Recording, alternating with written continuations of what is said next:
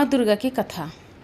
माँ दुर्गा की कथा में प्रजा की रक्षा के लिए देवताओं के सामूहिक तेज से आदि शक्ति माँ दुर्गा का प्रकट्य हुआ, जिन्होंने महिषासुर जैसे राक्षसों का वध किया। यह भी बताया जाता है कि सती ने यज्ञ कुंड में कूदकर अपने प्राण त्याग दिए थे और बाद में पार्वती के रूप में उनका पुनर्जन्म हुआ, जिन्होंने महिषासुर सहित अन्य राक्षसों का भी वध किया। माँ दुर्गा का महिषासुर वध। राक्षसों का आतंक। पृथ्वी पर महिषासुर नामक राक्षस का आतंक बढ़ गया था, जिसे कोई भी पुरुष या देव हरा नहीं सकता था। इस संकट से मुक्ति पाने के लिए ब्रह्मा, विष्णु और महेश ने मिलकर आदि शक्ति का आवाहन किया। देवताओं के तेज से माँ दुर्गा का एक तेजस्वी स्वरूप प्रकट हुआ। शिव ने अपने त्रिशूल, विष्णु ने चक्र, ब्रह्मा ने कमंडल और अन्य देवताओं ने भी अपने दिव्य अस्त्र शस्त्र माँ दुर्गा को प्रदान किए। माँ दुर्गा ने 9 दिनों तक महिषासुर से भयंकर युद्ध किया और 10वें दिन उसका वध कर दिया। राजा दक्ष के यज्ञ में सती ने अपने पिता द्वारा शिव के अपमान को सहन न कर यज्ञ कुंड में कूदकर अपने प्राण दे दिए थे। शिव ने क्रोधित होकर सती के शरीर को अपने सिर पर धारण कर पृथ्वी पर घूमते रहे, जिससे उनके अंगों से शक्तिपीठ बने। सती ने पर्वतराज की पुत्री के रूप में पार्वती के रूप में जन्म लिया। पार्वती ने शुभ, निशुंभ और महिषासुर जैसे कई राक्षसों का वध किया। माँ दुर्गा को शक्ति का वह रूप माना जाता है जो धर्म की रक्षा के लिए अंधकार और अज्ञानता का नाश करती है। संपूर्ण देवी कथा। धार्मिक कथाओं के अनुसार एक बार बृहस्पति जी ने ब्रह्मा जी से सवाल किया कि चैत्र व अश्विन मास के शुक्ल पक्ष में नवरात्र का व्रत और उत्सव क्यों किया जाता है? इस व्रत का क्या फल है? इसे किस प्रकार करना उचित है? पहले इस व्रत को किसने किया? बृहस्पति जी के इस सवाल के जवाब में ब्रह्मा जी ने कहा, हे बृहस्पति, प्राणियों के हित की इच्छा से तुमने बहुत अच्छा प्रश्न किया है। दरअसल जो मनुष्य मनोरथ पूर्ण करने वाली दुर्गा, महादेव, सूर्य और नारायण का ध्यान करते हैं, वे मनुष्य धन्य हैं। यह नवरात्र व्रत संपूर्ण कामनाओं को पूर्ण करने वाला है। इसके करने से पुत्र की कामना वाले को पुत्र, धन की लालसा वाले को धन, विद्या की चाहना वाले को विद्या और सुख की इच्छा वाले को सुख मिलता है। इस व्रत को करने से रोगी मनुष्य का रोग दूर हो जाता है, मनुष्य की संपूर्ण विपत्तियां दूर हो जाती हैं और घर में समृद्धि की वृद्धि होती है। बंध्या को पुत्र प्राप्त होता है, समस्त पापों से छुटकारा मिल जाता है और मन का मनोरथ सिद्ध हो जाता है। ब्रह्मा जी के अनुसार जो मनुष्य इस नवरात्र व्रत को नहीं करता, वह अनेक दुखों को भोगता है और कष्ट व रोग से पीड़ित हो अंगहीनता को प्राप्त होता है। उसके संतान नहीं होती और वह धन धान्य से रहित हो भूख और प्यास से व्याकुल घूमता फिरता है तथा संज्ञाहीन हो जाता है। जो सधवा स्त्री इस व्रत को नहीं करती, वह पति सुख से वंचित हो नाना दुखों को भोगती है। यदि व्रत करने वाला मनुष्य सारे दिन का उपवास न कर सके तो एक समय भोजन करें और 10 दिन बांधवों सहित नवरात्र व्रत की कथा का श्रवण करें। हे बृहस्पति, जिसने पहले इस महाव्रत को किया है, वह कथा मैं तुम्हें सुनाता हूँ। तुम सावधान होकर सुनो। इस प्रकार ब्रह्मा जी का वचन सुनकर बृहस्पति जी बोले, हे ब्राह्मण, मनुष्य का कल्याण करने वाले इस व्रत के इतिहास को मेरे लिए कहो, मैं सावधान होकर सुन रहा हूँ। आपकी शरण में आए हुए मुझ पर कृपा करो। ब्रह्मा जी बोले, प्राचीन काल में मनोहर नगर में पीठत नाम का एक अनाथ ब्राह्मण रहता था। वह भगवती दुर्गा का भक्त था। उसके संपूर्ण सद्गुणों से युक्त सुमति नाम की एक अत्यंत सुंदरी कन्या उत्पन्न हुई। वह कन्या सुमति अपने पिता के घर बाल्यकाल में अपनी सहेलियों के साथ क्रीड़ा करती हुई इस प्रकार बढ़ने लगी जैसे शुक्ल पक्ष में चंद्रमा की कला बढ़ती है। उसका पिता प्रतिदिन जब माँ दुर्गा की पूजा कर होम किया करता, वह उस समय नियम से वहाँ उपस्थित रहती।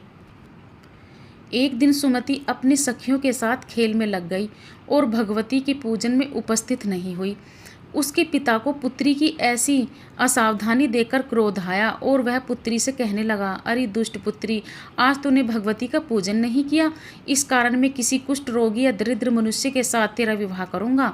पिता का ऐसा वचन सुन सुमति को बड़ा दुख हुआ और पिता से कहने लगी, हे पिता, मैं आपकी कन्या हूँ तथा अब सब तरह आपके अधीन हूँ। जैसी आपकी इच्छा हो वैसा ही करो।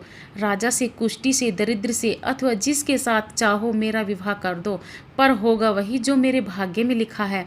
मेरा तो अटल विश्वास है, जो जैसा कर्म करता है उसको कर्मों के अनुसार वैसा ही फल प्राप्त होता है, क्योंकि कर्म करना मनुष्य के अधीन है पर फल देना ईश्वर के अधीन है।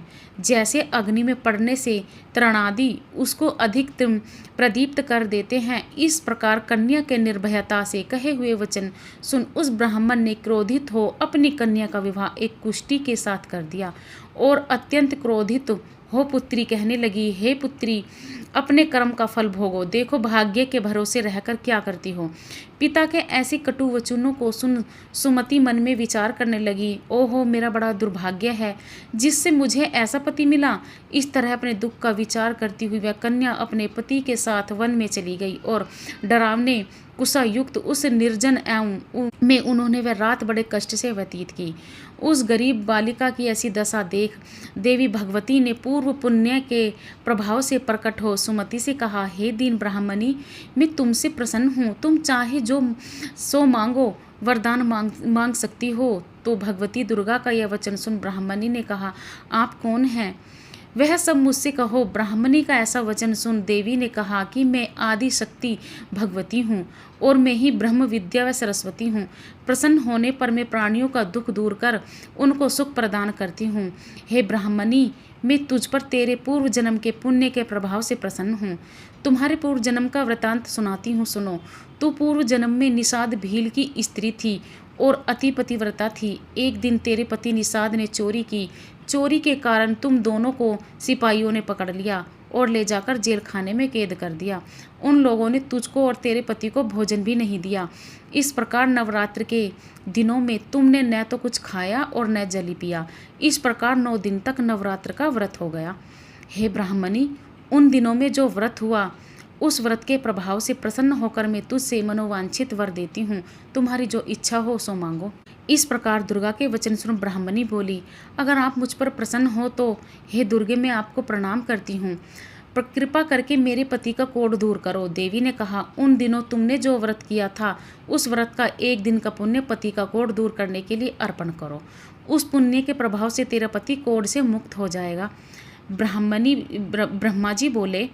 इस प्रकार देवी के वचन सुन ब्राह्मणी बहुत प्रसन्न हुई और पति को निरोग करने की इच्छा से जब उसने तथास्तु ऐसा वचन कहा, तब उसके पति का शरीर भगवती दुर्गा की कृपा से कुष्ठ रोग से रहित हो अति कांतिवान हो गया।